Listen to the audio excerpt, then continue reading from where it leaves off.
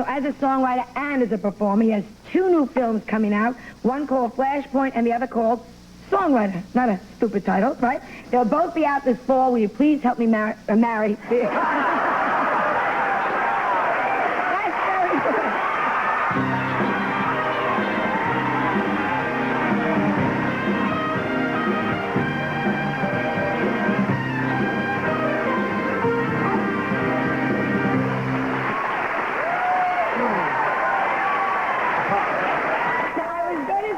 Got married and had a baby. That's okay. That wasn't in the notes. No, that wasn't in the notes. Whoa. But, well, look, if you've been single and I've been single, who knew? Who knows what would have happened? But you're married. Both in black, anyway. Both in black. And you're recently remarried and with a baby. Yeah. Yeah. A real beautiful little baby boy now. Big one. How old? He's 6 months, and that makes 2 of each. So you've got 4 children? Yeah. Yeah, that's enough now, don't you think? I think you have to ask my wife. Yeah. Well, how many wives have you had the 4 children with? 3. So you've had 2 with the first? Who are your wives? Let's just, because I know nothing about you. My first wife was Fran Beer, and I had 2 children with her. Tracy, who's 22 and is at Stanford. She's smart then. Yeah, she's real pretty too. Yeah. And thank God, because that's what counts. Eleanor Roosevelt was smart. I bet you never called her for a date. Because I love Eleanor Roosevelt. Would you have dated her? Probably not. Exactly. And Chris, my son, is 16, and then I had Casey with Rita Coolidge, who was my second wife. Right. And she's 10 years old.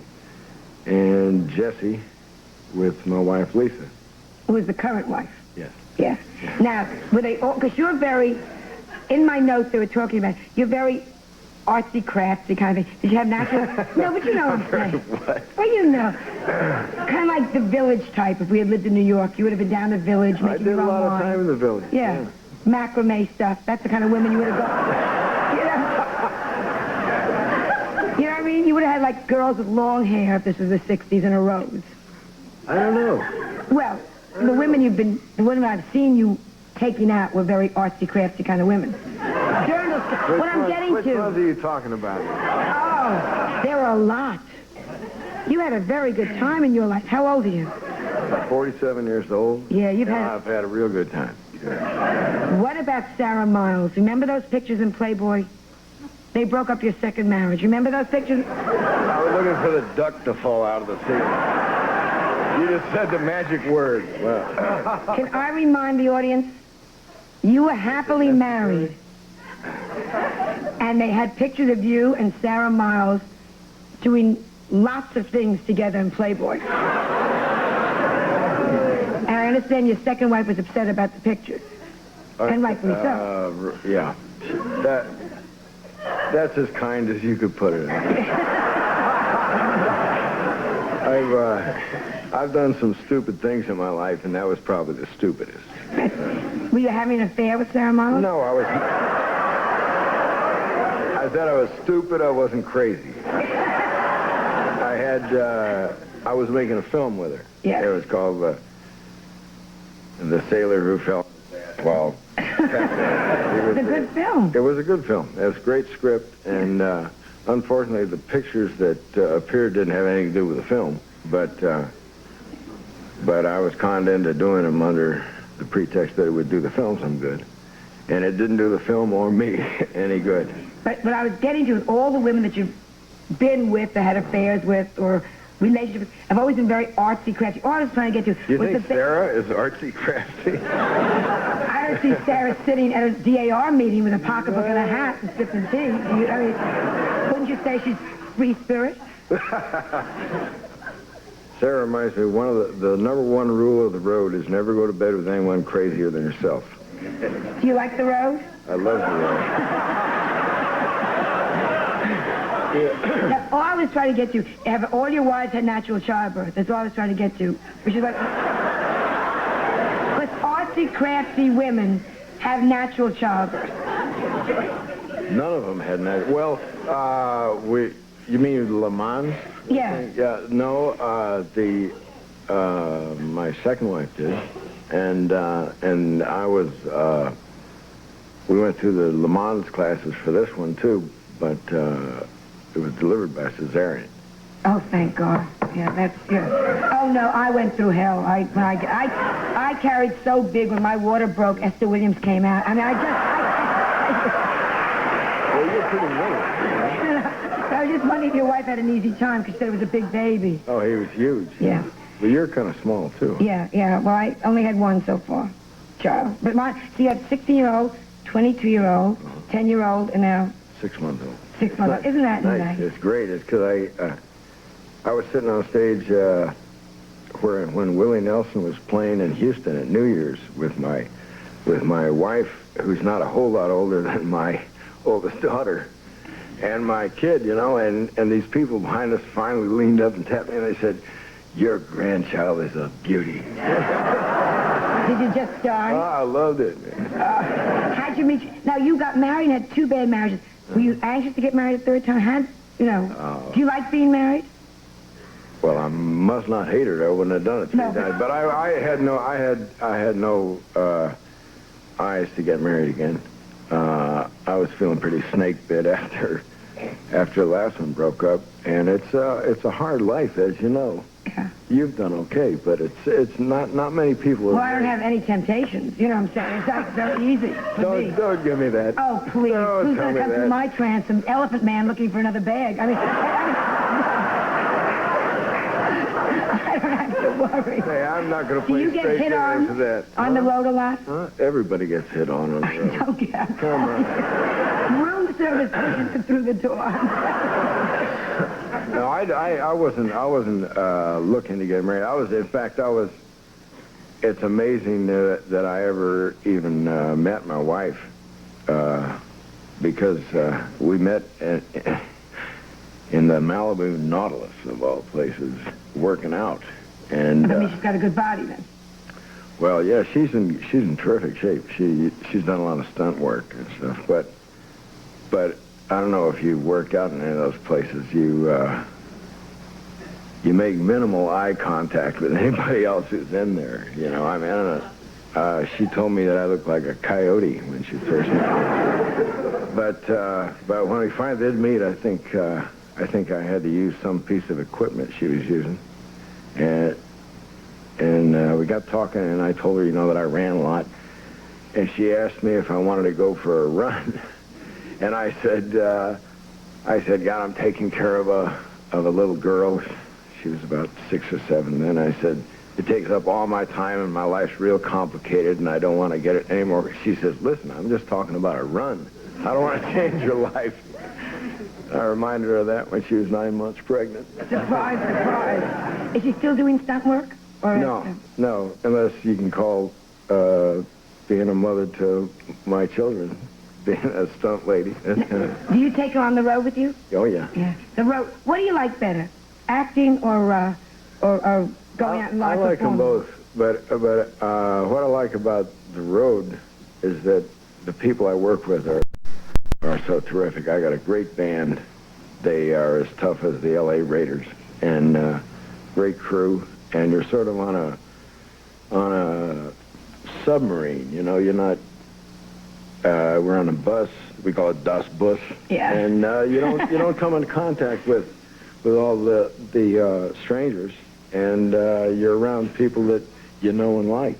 And I like that a lot. We've gotten real good at it. Now, it's funny. I'm sitting here talking to you, and everyone said for a long time you're always drinking. Yeah. What made you sober up? Because you're obviously sober. I smelled your breath when you walked in. Because I had a thing with my daughter. If he's drunk, I'm going to go like this. Is that why you kissed her? To check out my breath. Well, I was just curious, because you had a bad reputation. Yeah, what's in there? No. Just Coke. Sure. Coca-Cola. Coca-Cola, all right. But how did you know enough? Because you were drinking a lot. I think basically I wanted to just to be able to quit wasting my talent and my life, and I had a brand new little baby girl that I wanted to see grow up. For the opportunity that it gave me, doing the film with Barbara was a shot I'd never had before, and I had a focus on what I could do that I'd never had before. And and I liked what I did. I think when you're great saw at Stars Born. Thanks. I liked But the you just work. fabulous, Stars Born. Fabulous. Well, And in rollover, too. You would, well, thank you. yeah. I feel a real debt of gratitude to Barbara for that, because God knows I was dragging my feet all the way into that. But Was she angry at you ever? Did you ever come all and the say time. drunk? Oh no. It's hard You to can say. tell us. It's hard to say because I drank all the time. It's like if I was awake, then you could probably say I was drunk. But I thought I was never drunk. I was probably always drunk. But I was able to take care of business. It was just that I noticed it affecting my work, and you make excuses for yourself, and everything. And I finally decided that I was going to give it a shot. And you don't drink it all anymore now? Or you just No, I can taste something, but I have no desire to get back into it. Because you were from the beginning, two things. I heard you were always drunk, and also I heard that women always liked you. I can see why. You're still my heart. But, like, your first big break came with Linda Ronstadt, right? Yeah. Yeah. Yeah, I was fronting Linda at Troubadour. And God knows I had reasons enough to be getting drunk because I'd never performed anywhere before. And how'd you get it? Well, how'd I get the job? Yeah, you never performed. Well, a girl who was working with the Johnny Cash TV show back in Nashville also worked for the Troubadour, and she had seen me hanging around there with Mickey Newberry, who's another songwriter, pitching my songs to all the people that came through there, and she recommended me to Doug Weston, I guess. Anyway, I got the gig with Linda for about $300 a week, and went down there with Billy Swan and Dennis Lindy, two guys who tried desperately to back me up, and for some reason the whole thing went over great. It was, I guess, because it was new to everybody, and they held us over a week. And Robert Hilburn wrote a terrific review, and so everybody was coming down to see us. It was Barbra Streisand came, and one night when all the important people came, I'd been out to Dennis Hopper's agents with Dennis and some people that afternoon drinking with my band. And I used to smoke these Bull Durham cigarettes that you could only buy at the Hughes supermarket. And so I drove down to the Hughes supermarket to buy some, and I took a little nap in the parking lot. I woke up after my first show was finished. It was, I thought I had ended my career, but I got back there and all my drunk friends had gotten out and taken my place, and nobody cared. Aren't you glad now that you stopped drinking? Look at me. I know, I'm you alive. look great. You got a new wife, a new baby, and 2 movies. We'll be right back in 2 minutes after this brief commercial message, so please stay tuned. Talking with Kris Kristofferson. My next guest is a lady I always look forward to when they say, Our education in the cities of the nation, medium ball.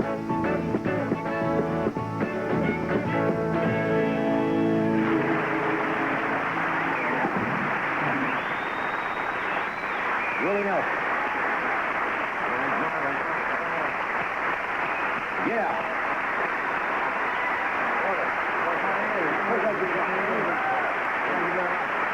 I want to get to the sound.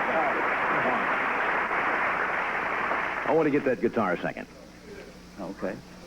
To all the girls I've loved. I heard that. More I saw up, that. More up here. More up I'm here. not getting enough notes. We'll take a break. We'll come right back. Stay where you are.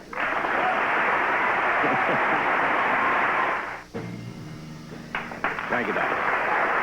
We're back. It's always great to have you here. I don't know if you saw about last year I did with Julio Iglesias one night. Yes, I saw that. Did you see that? Well, what do you I heard think? that. What do you think, Willie? I thought it was incredible. I thought it was me. I really did. I tell you what, I was so scared to death. Somebody suggested, why don't you to do the Willie part with Julio? And I said, well, so I got the record, and I took the record home, to all the girls we've loved before. I must have played that thing 100 times.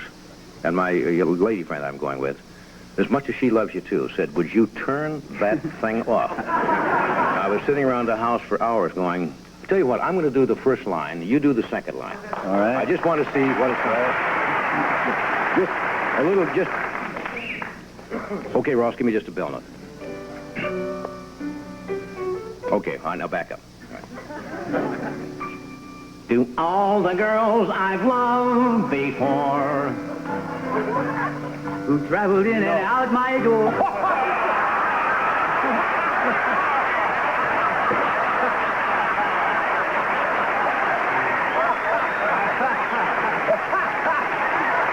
what a switch! I thought you were going on. You're doing Julio. Unlock my door.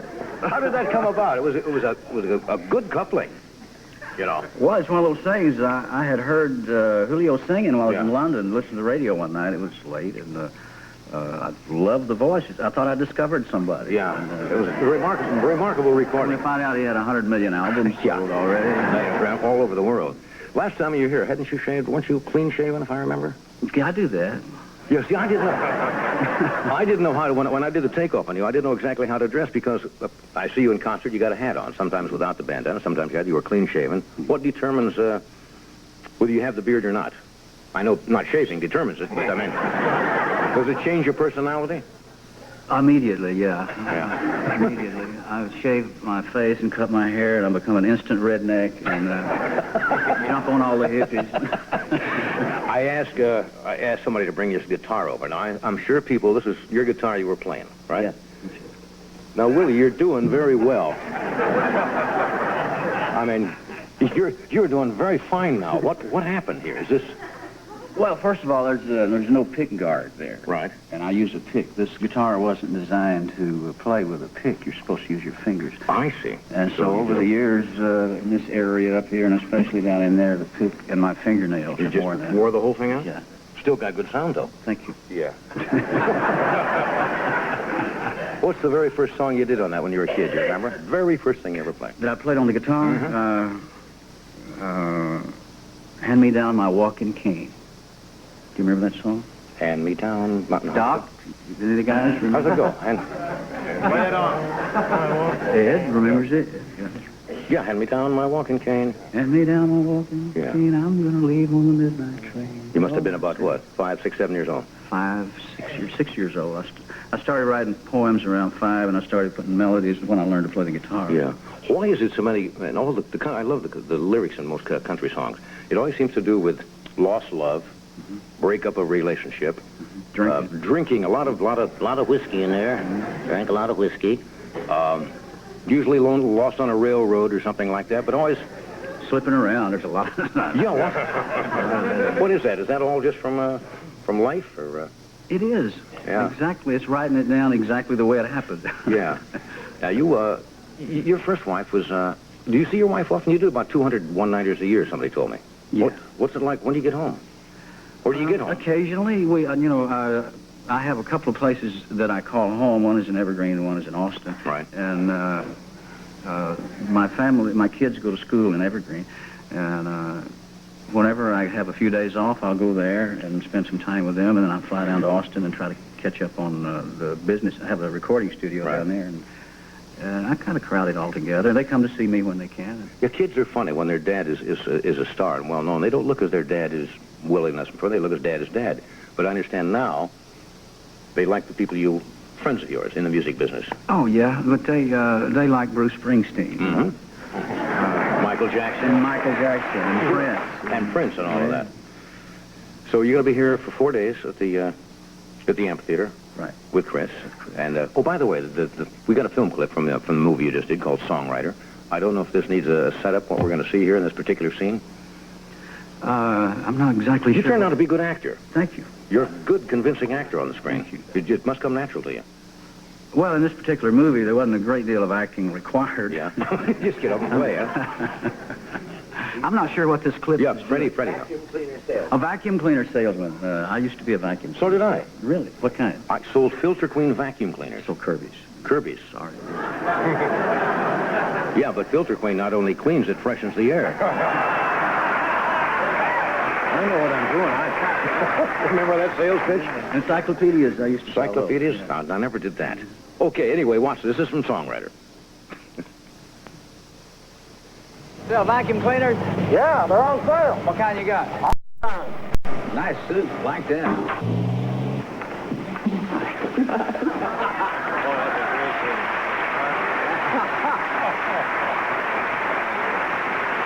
Little Paradise Vacuum. So you really did that one time? Yeah. You tell me he sold Kirby vacuum cleaners. That's interesting. Did you sell a lot of them, or did you hate it? It's rejection. I mean, it's real rejection at the door. Yeah, once you get by the fact that you're going to sell one occasionally and you're going to miss most of it, right? Then it's okay. If you get you got 9 appointments, if you make one sale, well, you had a great day. You had a great day. What always bothered me, you'd be halfway through the spiel and they'd interrupt you, and you'd have to go back and start over because you had it all here. Yeah. Say, hi, I'm here with the Technology Corporation. Sure, you say, just a moment. I used to sell encyclopedias, and I didn't. When I first started, I didn't know the pitch, and I wanted to sell something that night. So I had the sales manager give me a typed-out version of what I was supposed to say, and probabilities of what the customer would say, and rebuttals, you know. And I said, well, I can't afford it, and I looked down here, and well, let me see what it says about that. And Certainly, you can pay this off in time. Yeah. And I sold 3 the first night I went out. That's a tough way to make a living, though. It's a tough way to make a living. Yeah. Take a break. When we come back, then Kris is going to join you. Also, we'll be right back. Stay where you are. We'll be back now. That ought to get us a please. My information is correct, and it better be correct. You're going to be joined by your co-star in the motion picture songwriter, Mr. Kris Kristofferson, right? We'll also be with Willie tomorrow at the amphitheater for 4 days. Willie, it's all yours. And Kris Kristofferson.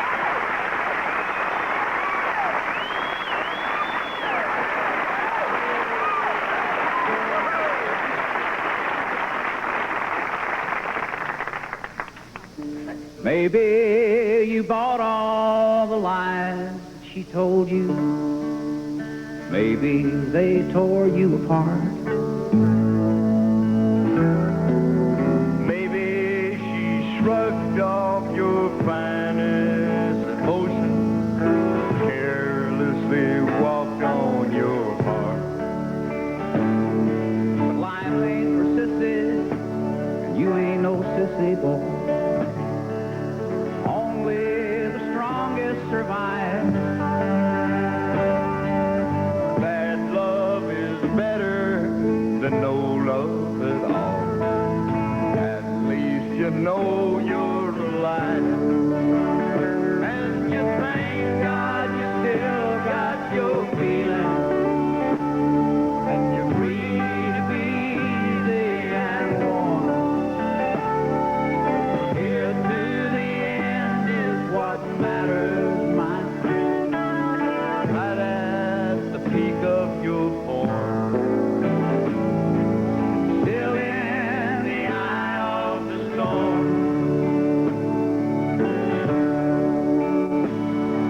and maybe you tried something too hard to handle. Maybe you took you a fall. Is it true that if not for the pain that you're feeling, mattered at all? Tell the truth. And all that is left between living and dying is loving or leaving alone. You can take it or leave it or make up your mind. They will fall on your face on your own. And you thank God you still got your feelings.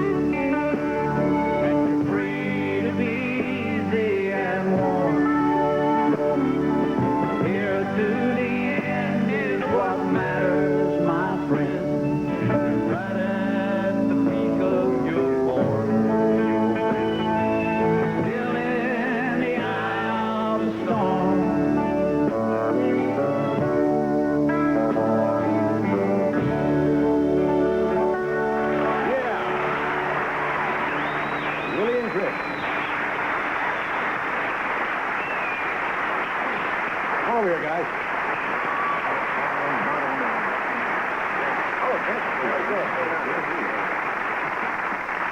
Did I hear a line in the lyrics? I wrote it down. Bad love is better than no love?